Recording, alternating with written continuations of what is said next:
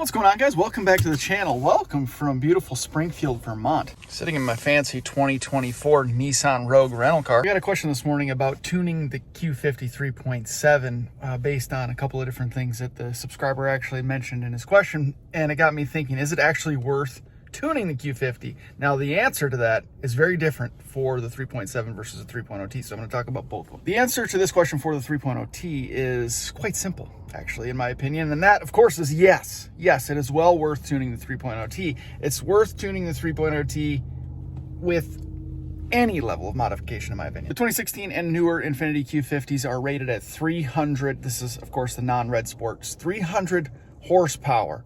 Now, they are underrated at 300 horsepower because we've seen these cars put on the dyno in stock form, baseline run, getting 300 horsepower plus to the wheel. You can actually probably leave that car in stock form or just get better breathing intake filters and make a bunch more power with just a simple tune. I mean, that's the beauty of forced induction cars, right? Check out the $5,000 3.0T build list video that I did recently and see what kind of my suggestions are. Of course, you want some supporting modifications, obviously the parts that you'd want to help put that power to the ground effectively, but also to keep those intake temperatures down. You want a really high quality air exchanger or heat exchanger. Of course, it's a lot of fun to put big horsepower numbers down on the dyno, but if you're in a practical driving situation where you're really pushing the car, it doesn't really do any good to have the ability to make all the power, but it heat soaks immediately because the stock heat exchanger is trash. So make sure you're making the proper upgrades to keep the car running efficiently and effectively. But the whole point, of course, is that yes, I would definitely tune the 3.0T. It is absolutely worth it, no matter what level of modifications you have made to that car. It could be an absolute sleeper. Even if you left the stock exhaust in place or you just did a very subtle exhaust upgrade to get you a little bit better flow, nobody would be of the wiser. You could really pull up to a light and surprise a bunch of people. Answering this question is a bit more difficult when you're talking about the Q50 with the 3.7 liter V6, and that of course is the 2014 and 2015 Q50, and I think this holds true in my opinion for the G37s and 370Zs as well. Now, unlike the 3.0T that is underrated at 300 horsepower, the 3.7 liter Q50 is overrated at 330 horsepower. We've seen these Q50s get on the dyno for a baseline pull in stock form and make like 280, 285 horsepower to the wheel. So that really follows the line really for, 15 to 20% drivetrain loss on an automatic transmission car. So it's not all that surprising. It's not a bad thing. It's just, it is what it is. Now, making some modifications like going with test pipes and a full catback exhaust system, colder intakes, you might be able to put that car on the dyno untuned and you may pick up a few horsepower. Now, it doesn't mean that your graph is going to look nice, but the peak horsepower number may increase from 285 to 305, 310, something like that if you're lucky. Of course, every dyno is different. Every dyno session is a little bit different. So look at the increases in power, not necessarily the number itself. Again, your low end torque number might be junk, but that peak number may increase. So just keep that in mind. And of course, you apply a tune to that and you may pick up, another couple dozen horsepower, something like that, to a peak number of around 340. That seems pretty common. And of course, as with drop-in filters or colder intakes, test pipes, and a complete catback system. Those numbers seem pretty typical with this platform. 335 to 345 wheel horsepower. Probably 275, 285 foot-pounds of torque. Some of you, that might sound like a no-brainer, especially those of you just getting into the platform wanting to make a little bit more power. A lot of people, most every car enthusiast likes to make a little bit more power, right? I totally understand that. I'm in the same boat. I did these modifications to the Q50. I tuned the Q50, and I didn't regret it. I loved it. But when you start to look back and reflect back on decisions a little bit and you think about what did you gain for the money, your bang to your buck ratio, right? That makes me sort of question a little bit. That's why I say this question is a little bit more difficult to answer when it comes to the 3.7, because you're putting a lot of money into these parts and you're not really gaining all that much. You spend a few $100s on a good set of test pipes, you spend $1,000 on a decent exhaust system, you spend maybe $400 on colder intakes, you're into it for $2,000, then you spend $1,000 on the software package for EcuTech and dyno time, and you're picking up maybe 60 horsepower to the wheels. Then you want to go even crazier than that and you pick up some headers. You spend $1,000, $1,500 on a decent set of headers, and if you can't install them yourself, you drop another couple $100 at a minimum to have them installed for you at a shop.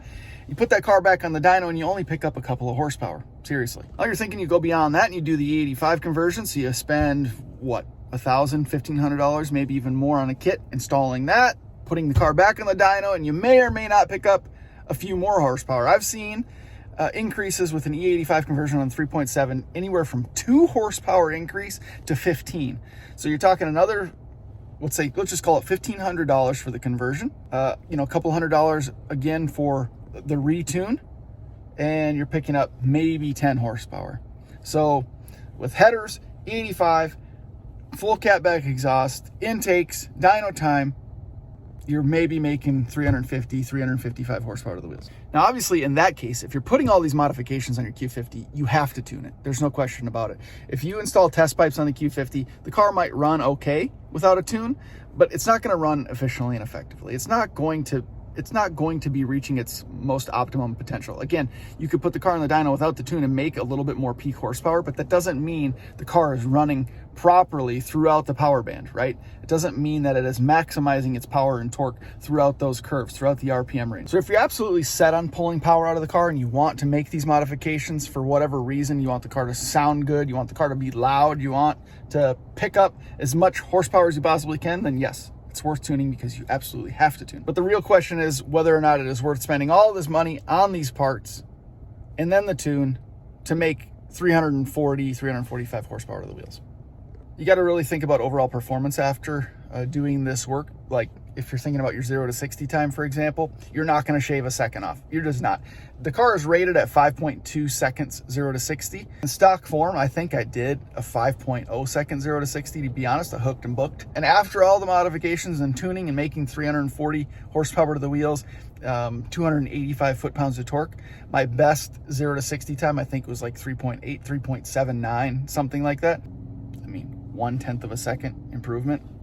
You might shave a couple of tenths off your quarter mile time. I'm not absolutely sure there. I didn't do a bunch of quarter mile pulls in my Q50, so I'd be curious to know what your guys' experience is with, full set of bolt-on modifications and a tune in your 3.7, what kind of numbers you're making in the quarter mile and how it improved with these modifications. We'd all be curious to know. Leave them in the comments below. And like I said, this insight applies to the G37 and the 370Z as well, especially the newer 370Zs. I shared it in a video a year or so ago of a newer 370Z put on the dyno in nearly stock form, made well over 300 horsepower to the wheels. It was very, very impressive. I want to say it had like drop-in filters, test pipes, in a stock catback system, and it still made like 330 horsepower to the wheels. So the point is, this engine is actually pretty good in stock form with no tune.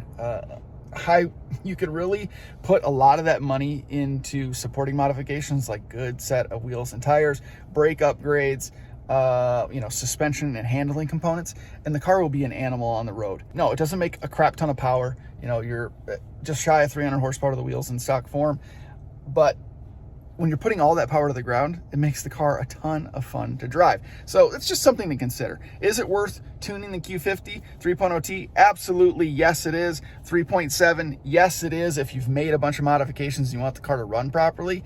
Do you need it in the 3.7 to have a bunch of fun in the car? Absolutely not. Let me know in the comments below what you guys think about this topic of conversation. I always appreciate your input. Thank you very much for watching this video. More stuff coming for the channel. Trust me, I just picked up a new channel car, so I hope you guys will stick around and check it out, see what it is. Thanks for watching again. See you next time.